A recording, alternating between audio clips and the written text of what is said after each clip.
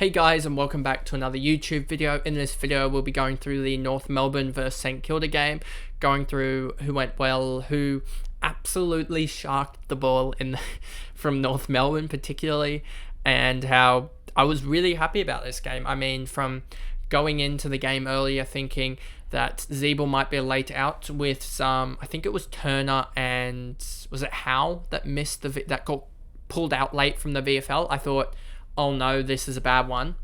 And I thought Ziebell would be pulled as he was initially in the forward line, but never trust the North Melbourne team sheets, as Ziebell was predictably down back, and so was Sheasel, even though they were both predicted to be in the forward line. So thanks North. And Ziebell turned out to be one of the highest scores of the round from being out, and me not having any emergency in the forward line to going on and scoring 168 is huge. So before we get into it, remember to like and subscribe, turn the notification bell on so you know when I upload, and let's get into the video. So as you can see here, I've got the scores up again, and we'll go through North Melbourne, and Ziebell was absolutely huge. It was just wonderful to see my rank in the first game of the round. What was it? Essendon versus Port went from 8.5 down to like 10.8, and I thought, this isn't good. And well, obviously it wasn't good, but I sort of understood because people had Butters and Merritt and Parrish and Setterfield and stuff like that.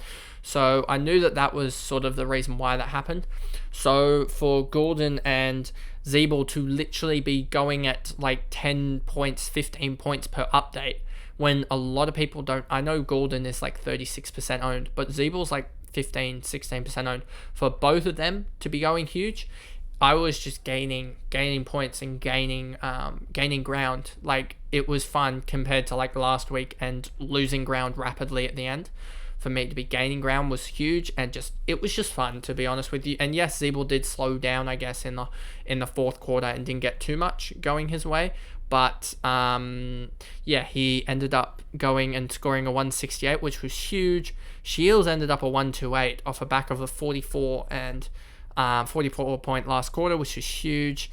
Goldstein dominated his matchup against Marshall, and I was kind of happy that happened because I wasn't a Marshall captaincy owner, and a lot of people tried to catch up points, it seems like, after the vice captaincy scores of Dunkley, the captaincy scores of English. Anyone did it for Bont or Green, absolutely huge. And if someone randomly put it on the likes of Gulden, that would have been huge for them. But to try and catch up can always be a double-edged sword, and Marshall and Steele flunked basically. So I was happy to see Goldstein dominated that matchup. I mean, Marshall is fine. We've just got word on the Monday that he'll be fine for Saturday, but they just pulled him a couple minutes earlier. It was about 6 minutes ago, and they were like, you're not needed in this game, so don't even bother going back out. I mean, he was ready to go back out, but it was a 5-goal margin, so they didn't care at that point. Sheasel, 98, didn't run out of the box for 2 of his kickouts, which caused him to not get the ton. And did he have any free kicks against? I think I can see one there, so he at least had one. Let's see, how many did he have? 1 free kick against, so yeah, that also caused his score. So if you look at that and you're thinking, he could have easily gone a 107, and it wasn't even that much of a good game for him. Still 30 touches, but he just has 100 almost as his baseline, so that's really good. Zerha, McDonald, Mackay, Perez, LDU, again, another one that people probably would have been hoping on to catch up points if they had the Taranto VC and weren't happy with it. So LDU probably would have been used, and a 69 from him, absolutely terrible. So good that he did terrible. Tucker, Core, Mahoney, Stevenson, Simpkin, again, another low score from he is very low owned, but another premium that went bust. And then we're coding down here, and Drury seems like the next rookie cash cow at the moment, and I'm happy to own him into next round, as I just need another player that's 200k. So unless like Fairheat or someone else debuts, I will be taking Drury, as it can get me up to another guy on field, a mid-pricer on field, but still another guy on field over a rookie, and I'm happy with that. And then Larkey, Paul Curtis, Cunnington got subbed out of the game on a 22, so that's pretty disappointing. And then for St Kilda, you have Stocker 127. That's pretty funny after I think it was Warney traded him out, and he's going 127, a 55-point last quarter just to rub it in. Wanganeen Malira 53-point last quarter, as they honestly just look like they decided to kick around the back. From here, it just looks like it. Wilkie a 101, again a pretty even spread from him. Machito Owens a 100, a clean 100, so huge from him. Sharman 89, Hill 89, Clark 89, Byron's 86, and then we come down to Steele, and I am glad that I didn't go with the community on this. I put out a tweet that was like, do I go with, I'll actually bring up the tweet, so give me a second. So we'll actually just talk about, in the meantime when I'm looking at it, Steele's output was pretty poor. I mean, and he just looked like it was a very uncontested game. And for Steele's sake, it didn't help him, as he looked like he was resting forward at times. He didn't want to get into the game and didn't want to get those cheap possessions through marks. So let me get down. Okay, here it is. So I put out a tweet saying McGrath and Jimby out for either one, McPherson and Drury, and it says here in brackets allows Mills/Brayshaw next week.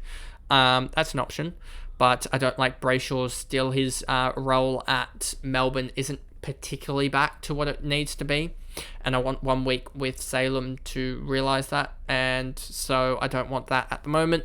Then you got Brayshaw and Fiorini. That would have been a bust, as Brayshaw only made an 80 and Fiorini only made an 80. Steele and Drury, that would have been obviously bust, as Steele went 85 and Drury 55.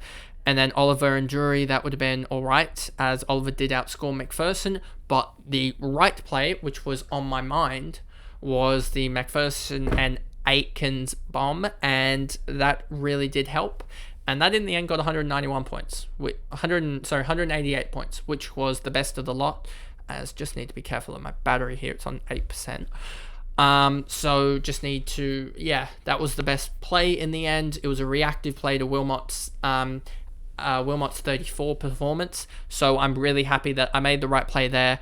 I made almost the right play with my captaincy. Like taking a 117, it's the principle that I'm going to take is taking a score over 110 at the moment. And that's what happened with Taranto. Going to take that and bank that score. And I mean, I missed out on 30 points, but I didn't captain.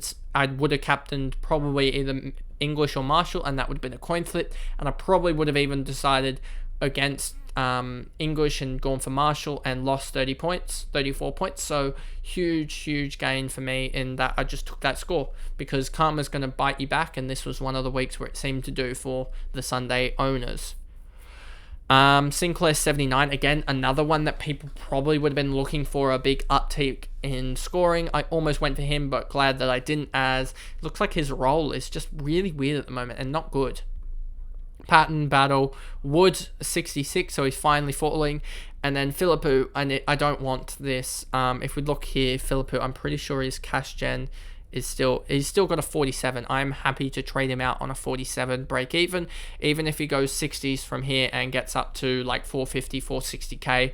I'm happy to trade him out to get two guys that are going to go up rapidly in cash, as well as getting more money off the bench and getting more points on field, I should say.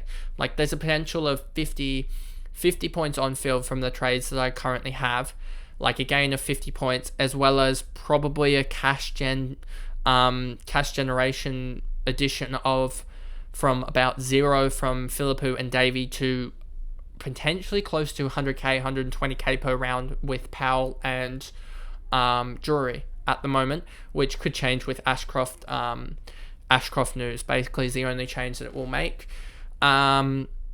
Ross was pretty bad. Gresham got subbed. I don't know if that was an injury. Butler, Howard, Membry, Bytel, and that's pretty much it for the game. Nothing much to talk about with those guys. So that's the review there for the St Kilda vs North game, and really happy. Zeeble, Sheezel went really well for me, and my St Kilda guys went well enough that it counteracted. What did Darcy score in the end? Darcy, I think he definitely didn't score a ton. What did he score in the end? He scored 76, so Marshall outscored him. Good enough for me. as that's the major ruck. So I had the best 2 rucks out of the really competing ruckman, and got good cash down out of Ryan. So I had basically the best 3 rucks that you could have for the round again. And yeah, the guys on Sunday that were major captains didn't score enough that they hurt you captaincy wise for people who had the double on them, but scored neugh that they weren't a liability, should I say. So that's the video there, and next